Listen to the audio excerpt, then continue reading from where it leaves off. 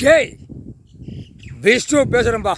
India நாடு budget கணக்கு போட்டார், பட்ஜெட் போட்டார்ப்பா. பட்ஜெட்டு போட்டு மது போதையை விற்று அவன் பட்ஜெட்டு போட்டு அரசு ஊழியருக்கு சம்பளம் போடுதான். பத்திரப்பதிவில் 15 இடம் வாங்க அந்த காகித பேப்பரை ரொட்டேஷன் மாதிரி அடிக்கும். மது போதையும் பணத்தை போட வேண்டியது, காகித பேப்பரை அடிக்க வேண்டியது, ரொட்டேஷன் மாதிரி அதிகாரிகள் பூரா உட்கார வச்சு சம்பளம் கொடுக்கான். அப்போ முழிச்சு பார்த்து கந்தல் கோலமாக ஆக்கிரு. மது போதை அடிக்கான்ல, திருப்பி அவனுடைய போதை எங்கே போனோம்? அரசு வேலை பார்க்குறானுக்கு அடி விழணும், அரசியல்வாதிக்கு அடி விழணும், புரியுதா? அடுத்தாப்பில் பல கோடி உள்ளவனுக்கும் அடி விழணும். பல கோடிக்காரனை நெரிச்சாச்சுன்னா நெரிச்சே கொண்டு போயிடுவான், புரியுதா?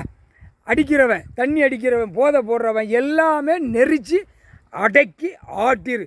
எப்பா கிளியராக கணக்கை முடிச்சிரு. தண்ணி போதையில் இருக்கிறவனை திருப்பி விடு.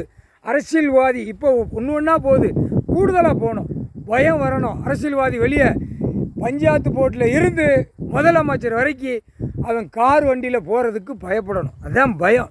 அவன் விட்ட சரக்கு, அவன் விட்ட போதை மருந்து, அவன் விட்ட கோட்ரு, பிராந்தி, பிஸ்கி, சாராயம், கள்ளச்சாராயம் விட்ட திருப்பி அவனுக்கே பாயணும். அதான் கணக்கு.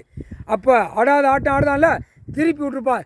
8 நாட்டு சனீஸ்வரி ஆடணும். டெல்லி டு தமிழ்நாடு வரைக்கும் பயத்தில் வெளியே வரணும், பயத்தில் போகணும். ஏன்னா ஐயா சீட்டு பிடிக்க வேண்டிய நேரம் வந்துட்டார். ஐயா நீதி அரசர் உட்கார் சீட்டில் உட்காரணும்ல. அதனால் இந்த பேரை நெரிச்சு அடித்து நொறுக்கி விட்டு கந்தல் கோலமாகிறப்பா. முக்கால் சத்தியம்பா.